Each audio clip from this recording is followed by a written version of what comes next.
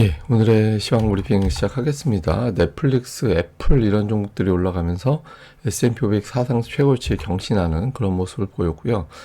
보통 대선 직전에 증시가 좀 흔들리는 경향이 있는데 최근에는 계속 강하죠. 그러니까 뭐 주식시장에서는 이미 트럼프가 당선된 걸로 반영되는 거 아니냐, 뭐 이런 이제 주장도 일부 있고요. 그리고 특히 최근에 헤지 펀드들이 기술주를 매수하고 있대요. 최근에 대형주들이 일제히 다 올라가는 건 아니지만 뭐 돌아가면서 좀 꾸준하게 지수를 은근히 끌어올리는 그런 역할을 하잖아요. 뭐 이런 이면에는 헤지펀드가 있는 거 아니냐, 뭐 이런 주장도 일부 있습니다. 한국 관련 지표는 뭐 그저 그랬습니다. MSCI 한국 지수는 어제 우리 증시 반이 반영된 수치이기 때문에 뭐 하여튼 거의 보합이다 이렇게 봐야 될 것 같고, 야간 선물은 실제로 보합으로 끝났죠. 그래서 미증시 움직인 것과 우리 증시는 그대로 일치하진 않는 그냥 보합 수준에서 출발할 것 같다, 이렇게 투자자들은 평가했던 것 같습니다. 우선 지수는 뭐 다 올랐는데 나스닥 상승이 두드러졌고 러셀 2000은 좀 눌리고, 그러니까 몇몇 대형주들이 지수를 주도하고 그리고 그 외의 종목군들도 그냥 괜찮았다. 그런데 보시다시피 뭐 엄청나게 급등했다 이런 느낌은 없잖아요. 그냥 대부분 다 고르게 다 올라갔구나. 에너지만 최근에 유가가 좀 하락하니까 좀 빠진 정도고 대부분의 종목이 소폭 고르게 나눠서 올라갔구나, 이렇게 이제 볼 수 있죠. 근데 다만 그 대형주 그 안에서도 대형주들이 상대적으로 조금 더 강했거든요. 그래서 지수, 업종 지수는 전체적으로 다 강한 그런 모습을 보였습니다. 근데 어쨌든 S&P 500 지수가 지금 6주 연속 올라가고 있는데 올해 들어 최장 기간입니다. 그러니까 미국 시장 꾸준하게 한번 폭락 나오고 그 다음에는 좀 꾸준하게 이제 6주 올라가면서 시장의 어닝 시즌 괜찮구나, 내년도 경제 괜찮겠구나, 이런 부분들을 좀 반영하고 있다, 이렇게 보면 될 것 같고요. 특히 오늘 같은 경우는 애플이 뭐 크게 올라간 건 아니지만 장 초반부터 그냥 아예 플러스권을 계속 가면서, 이게 이제 가끔 제가 시가총액 상위 종목은 응원단장 역할을 해야 된다 그런 말씀 드리잖아요.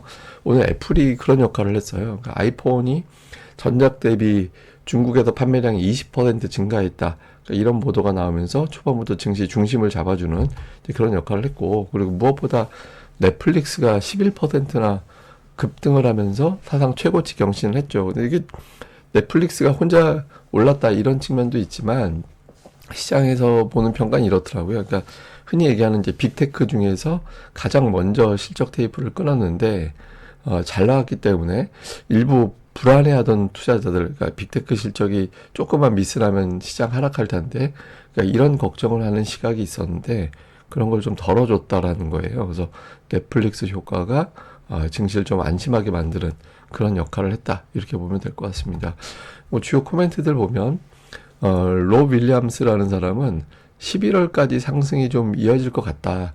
물론 이제 그 이후에 이제 변동성이 나올 수도 있는데 최근에 시장 흐름이 좀 달라진 건 그 보통은 대선 직전에 한번 시장이 흔들리고 그 이후에 올라가고 그러거든요. 근데 지금 미리 올라가는 건 이미 트럼프가 당선된 걸로 보고, 불확실성은 무슨 불확실성, 그냥 트럼프가 된 거지, 그러니까 이런 식으로 투자자들이 생각하고 있는 것 같다라는 거예요. 그래서 대선 변동성이 생각보다는 크지 않다, 이런 주장이 있고, 그다음에 마이클 하트넷 같은 경우도 그 2016년 트럼프 당선 때 그때 당시 업종 흐름, 뭐 금융시장 흐름이 좀 비슷한 것 같다, 뭐 은행주, 소형주, 달러 이런 게 이제 강세해 보였었잖아요. 그래서 그때하고 지금하고 되게 비슷하게 가서 역시 트럼프 당선을 증시에 반영하고 있는 것 같다, 이런 주장이 있습니다. 근데 저는 뭐 계속 말씀드리는데 미국 대선은 몰라요. 이게 지금 뭐 지지율 비슷한데 트럼프가 샤이가 있어서 그렇다고 하는데 이게 이번에 반대가 또 작동할 수도 있는 거라서, 그러니까 단정하는 거는 좀 위험한 것 같습니다. 물론 이제 분위기는 트럼프가 우세해진 게 맞는 것 같긴 한데 단정하기는 아직은 저는 좀 미른 것 같아요. 그리고 이제 골드만삭스에서 오늘 분석한 걸 제시를 했는데 헤지 펀드가 기술주를 3주 연속 매수하고 있다라는 거예요.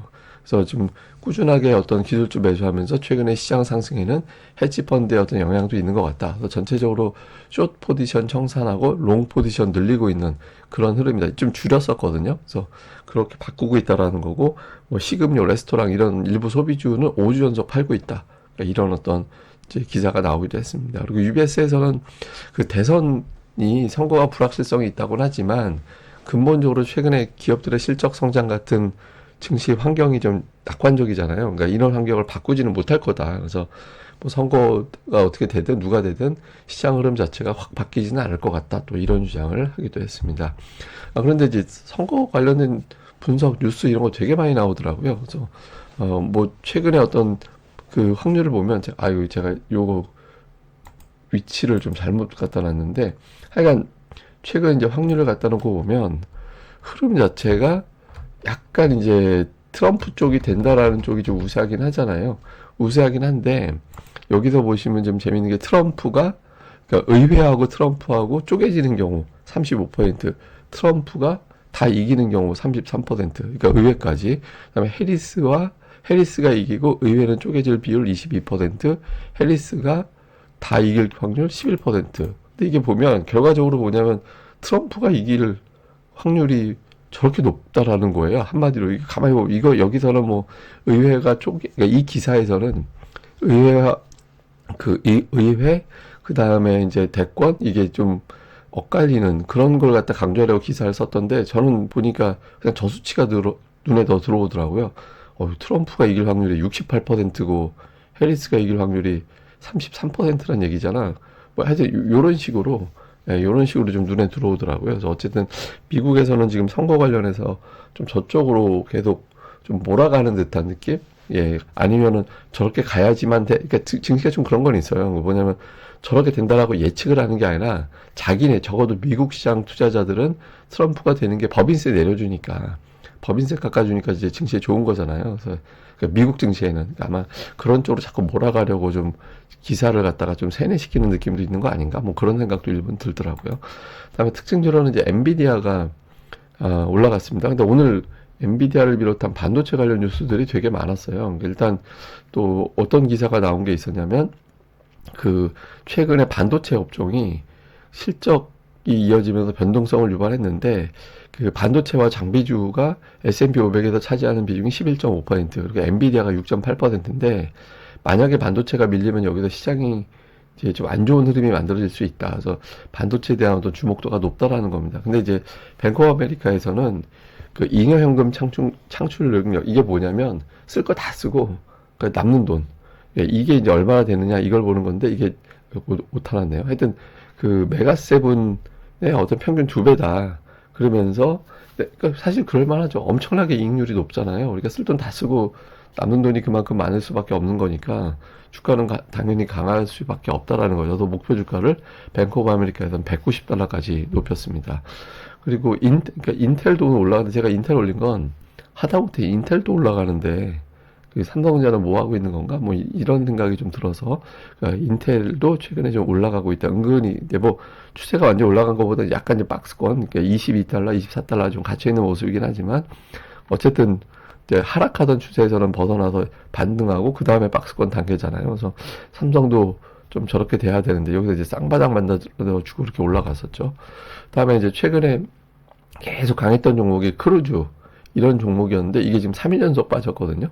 그래서 이제 강했던 종목에서 좀 덜 강했거나 저평가 종목으로 좀 자금이 약간 분산되는 그런 느낌이 좀 있는 것 같습니다. 그리고 중국 관련된 종목군들 중국이 또 어제 증시도 강했고 부양책 다시 가동이 됐잖아요. 이게 우리 증시 입장에서는 나쁘지 않은 재료긴 하거든요. 그래서 어쨌든 그 알리바바를 비롯해서 주요 중국 관련된 종목군들이 또 올라간 게 오늘 증시의 특징이었습니다. 한국 관련 지표는 뭐 앞서 말씀드렸던 대로 MSCI 한국 지수는 0.51% 빠지고 야간 선물은 거의 제자리였는데 MSCI 한국 지수는 어제 우리 증시 반, 오늘 미국 증시 환경 반 이렇게 반영하는 거거든요. 그래서 어제 그냥 우리 증시 빠진 거 그냥 반영한 거다. 뭐 이 정도로 보면 될 것 같습니다. 뭐 이거는 제가 뭐 오늘은 특징적인 게 우리 증시가 안 열려서 이걸 빼고 제가 이거를 보여드리고 싶은 게 이제 버핏이 자산이 늘어나는 과정, 뭐 규모, 뭐 요걸 좀 보여주는 차트가 있길래 이제 소개를 해드리려고 하는 게 65세 때 30억 달러 정도. 근데 지금 이제 1480억 달러 자산 차이가 엄청나죠. 근데 이게 다 보면 65세 이상에 다 번 거예요. 예, 그래서 저렇게 벌어서 이제 기회가 다, 뭐 나이가 중요한 게 아니라 어떤 투자 철학을 가지고 그거를 갖다가 실천하느냐, 그리고 그 철학이 얼마나 올바른 거냐, 이게 되게 중요하다라고 이제 나온 통계라고 저는 생각을 하거든요. 근데 제가 이걸 왜 보여드리냐면, 최근에 증시가 되게 어렵잖아요. 근데 제가 경험적으로, 제가 지금 1994년도부터 주식 투자 시작했거든요. 되게 오래됐죠. 근데 경험적으로 보면 자기 스타일이 있으면 그 스타일에 맞는 장이 몇 년 주기로 한 번씩 오더라고요. 그러니까 근데 이제 오니까 그때 되게 극대화. 저 같은 경우는 작년이었어요. 그러니까 작년에 제가 굉장히 수익이 좋았었거든요. 그래서 근데 경험적으로 보면 그때 그러니까 크게 한번 자산이 올라가는 기회가 생기는데 그거를 살리기 위해서는 안 죽고 살아나 있어야 되거든요. 그러니까 무너진다라는 기준은 뭐냐면 저는 30% 안에서만 선방할 수 있으면 손실 이름 그럼 굉장히 수월하게 복구될 수 있고 그 자산이 확 늘어나는 기회가 될 수 있는 거고 반토막이 넘어가게 되면은 시간이 조금 더 걸리게 되는 더 많이 걸리게 되는 그런 상황이 되더라고요. 근데 우리가 일반적으로 생각을 하면 뭐 피크 대비 반토막이야 일반적으로 나올 수 있는데 근데 어쨌든 연초 대비 반토막은 굉장히 쉽게 나오는 현상은 아니잖아요. 그러니까 무리하지 않으면 그래서 근데 이제 종목도 선정할 때 포트폴리오를 잘 짜가지고 좀 터무니없이 낙폭이 커지는 그런 변동성 있는 종목들보다 좀 안정적인 종목과 또 굉장히 좀 이거는 한번 모험을 걸어볼 만하다 이런 종목을 잘 분산해주고 특히 이제 너무 무리해가지고 또는 이제 뭐 말도 안 되는 베팅해가지고 자산이 완전히 녹아버리는 그런 단계로 가면 나한테 맞는 장 올 때 회복이 안 되니까 좀 적절하게 이제 자산 배분도 좀 잘해두시는 또 현금 활용도 잘해두시는 그런 게 필요하지 않나. 저 같은 경우는 뭐 제가 엄청나게 잘하는 사람이 아니기 때문에 사례를 말씀드리는 게 적절하진 않은데 근데 그 중에서도 일부는 도움이 될 만한 코멘트를 드리면 아예 주식 계좌에 자금을 빼버려요. 예, 그러니까 수익이 나서 어느 정도 이제 좀 올라가면 주식시장 외부로 자금을 아예 빼버려. 왜냐면 있으면 저도 막 빠지면 매수하고 싶어 버리기 때문에 그렇게 되거든요. 그래서 좀 자기 자제, 절제 뭐 이런 것들도 어느 정도 활용하시면 좋을 것 같아요. 제가 이제 이 말씀 드리는 건 그 시장이 되게 기회가 올 것 같긴 하거든요. 그러니까 주식시장 빠진 거나 지금 삼성전자 모양이라든가 이런 걸 보면 근데 그 기회 오기 전에 되게 지루하고 징그럽고 몸에 살이 100만 개 생기는 장세고 막 이렇게 되고 있어서 좀 어려움이 있을 것 같은데 그럴 때 좀 잘 넘기셔서 좋은 기회 또 올 것 같으니까 이제 그때 좀 기회 잘 잡으시라고 마음을 좀 차분하게 좀 잘 눌러주시는 것도 필요할 것 같습니다. 말해놓고 보니까 무슨 말인지 모르겠네요. 하여튼 오늘 하루 또 주말 잘 보내시란 얘기입니다. 예, 저는 또 다음에 뵙겠습니다. 이 방송 구독하기와 좋아요 꼭 부탁드립니다. 감사합니다.